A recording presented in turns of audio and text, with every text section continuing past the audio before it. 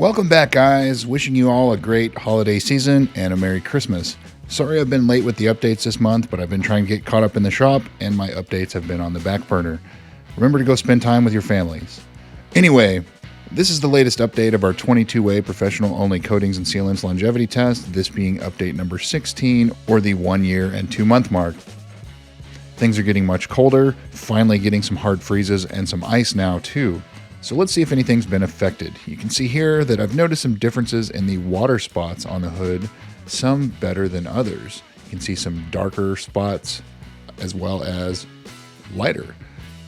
Particularly of note, SPS graphene. It seems like it is much worse as far as the water spotting goes. Again, they've also reformulated that product since this was installed. Quite a bit of difference between them. You can study that if you'd like. So anyway,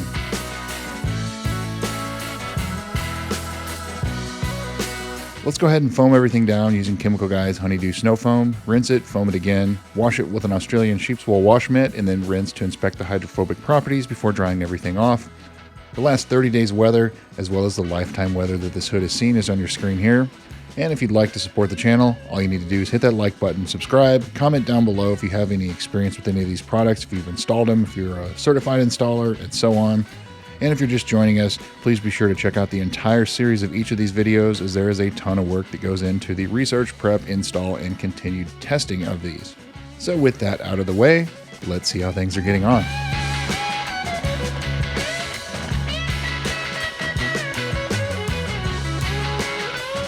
All right, jumping right into it. 1 year, 2 months. System X Max and Crystal SS. Crystal SS doing a little bit better, but the hydrophobics are pretty diminished on both of those, as is G-Technic Ultra. In my experience, G-Technic Ultra, it seems like it's going to pretty much act like that for a better part of a year. Owner's Pride, very close to failure. And in previous testing with that product, it's going to last a little over a year, and here we are. Nano Cotex Graphene had failed. If you guys don't know the story about the Modesta, you've heard me talk about it in the past, that it was sent to me by an installer and it was old, so we're not going to hold that against them. Geon Q2 MOHS Plus, not failed, but very close.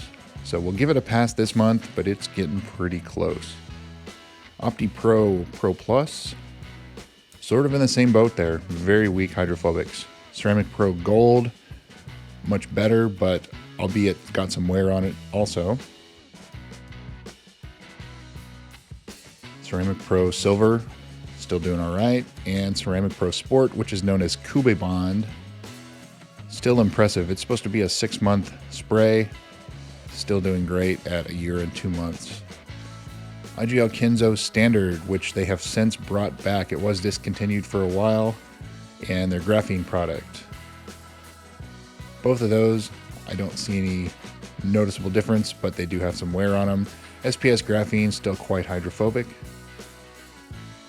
OptiPro 3, getting pretty weak.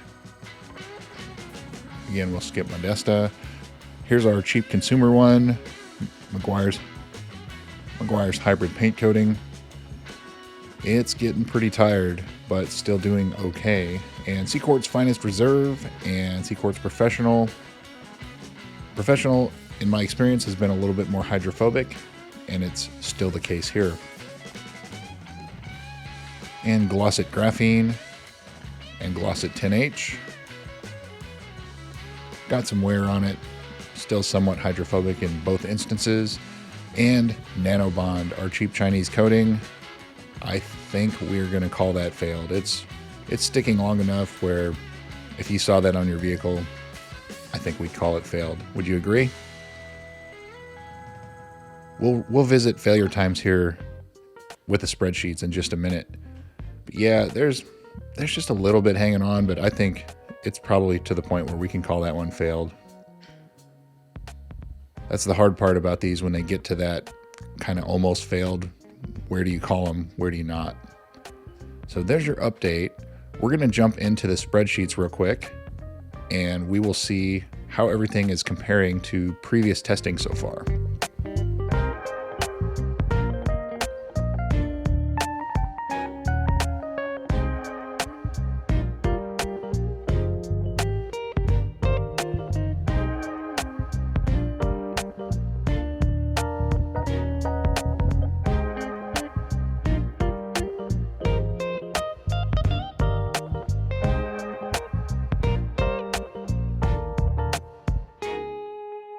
So speaking of previous testing, this is what this hood looked like at the 3-month mark for reference. So nearly a year ago, 3 months in, everything was quite hydrophobic, save for maybe Nano Kotex, some of the Modesta products. But as you heard me say before, the Modesta was sent to me by an installer.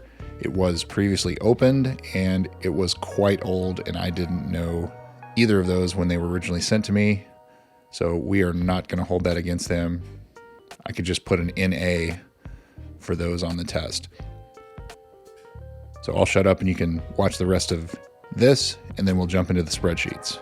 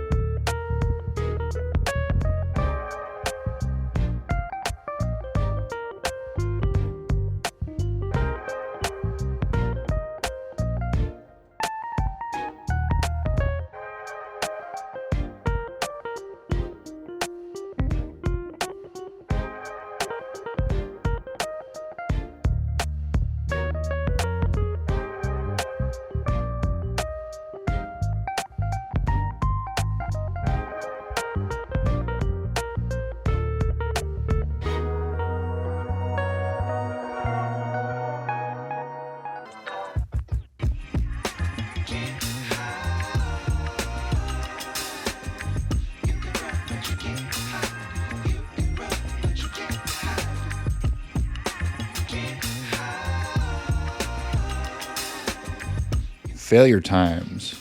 So we have Ceramic Pro Bronze, advertised to last 2 years, only lasted 6 months.